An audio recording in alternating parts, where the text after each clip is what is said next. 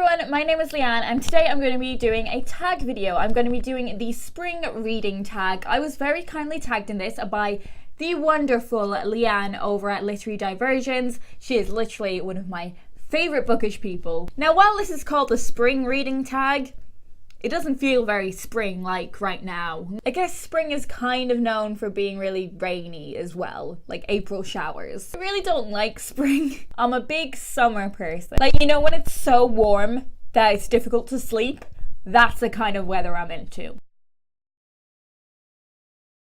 Anyways, this is not the summer reading tag, this is the spring reading tag, so I'm just gonna get into the questions. The first question is, what books are you most excited to read over the next few months?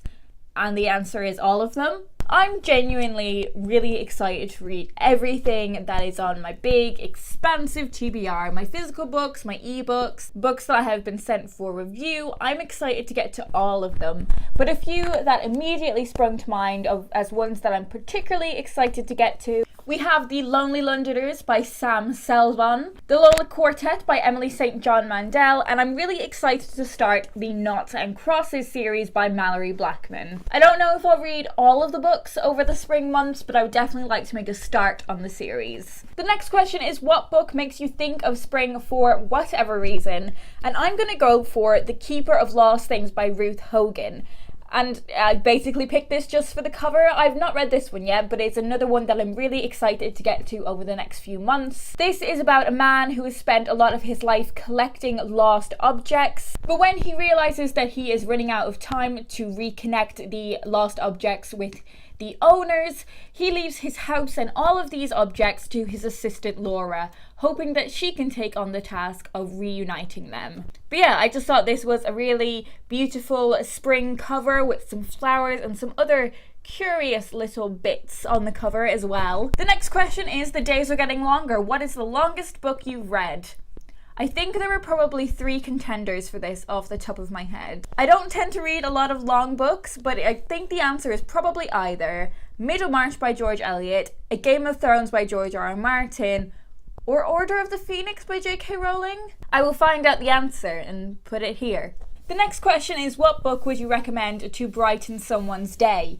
Now, I wasn't sure about this question because I don't feel like I read a lot of joyful, happy books. But I've decided to go for the Fairyland series by Catherine M. Valente. Now, I've only read the first 2 books in this series. This is the 3rd one. These books are so much fun. They are really witty. They are really exciting. They are funny. They are charming and fantastical. If you're into fairy tales, if you're into Alice in Wonderland, if you enjoy books full of whimsy and joy, then I would definitely recommend this series to brighten your day. The next question is, spring brings new life in nature. Think of a book that doesn't exist but you wish it did. I would love a book that is like an Alice in Wonderland, not necessarily retelling, but a novel that is inspired by Alice in Wonderland. And I know there are a lot of Alice in Wonderland retellings out there, but I feel like a lot of them are average fantasy YA books. Whereas what I would like is a literary fiction novel where Alice is a working class queer girl.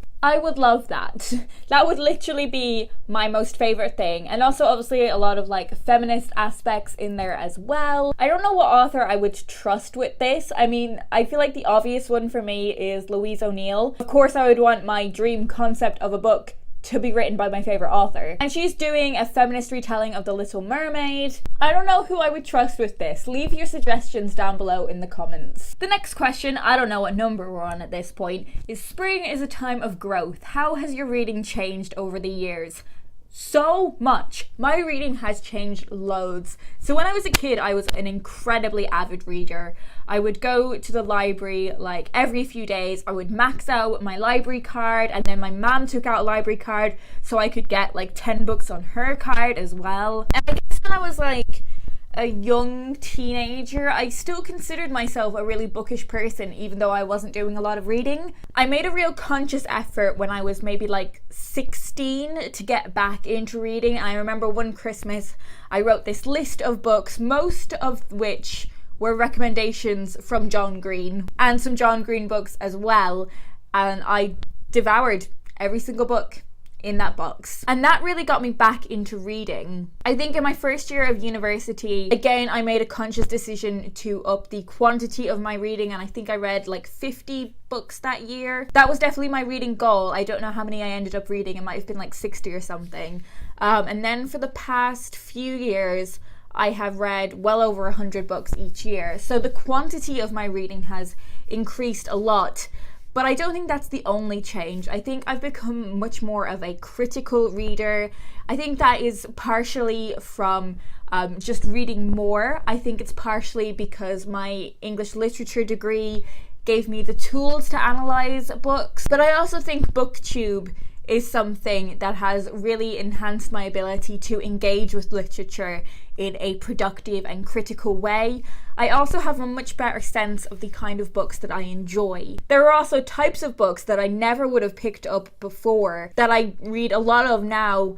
Like poetry, for instance. I really only started reading poetry, as in reading poetry collections, in my first year of university, and I would say in the latter half of that as well. I love reading poetry now, and I find it so shocking that it was something that I would have never considered picking up as reading for pleasure. I also just think my reading has become a much more significant part of my life. Definitely for the better. The next question is, we are a couple of months into the year. How is your reading going? It's pretty good, thanks for asking. I have read a lot of books this year, and obviously it is not just about quantity, but I'm something like 18 books ahead of my Goodreads challenge, which has blown my freaking mind. I have read a few short books this year, like I've read some picture books and stuff like that, but even when I discount those from my reading stats, which I'm not actually going to do officially because I think children's picture books are a completely valid form of literature. But even when I discount those books, I'm still way ahead of my Goodreads target. And this isn't something that has been a particular struggle to do. It's something that's happened quite organically. But as I said, it's not all about quantity.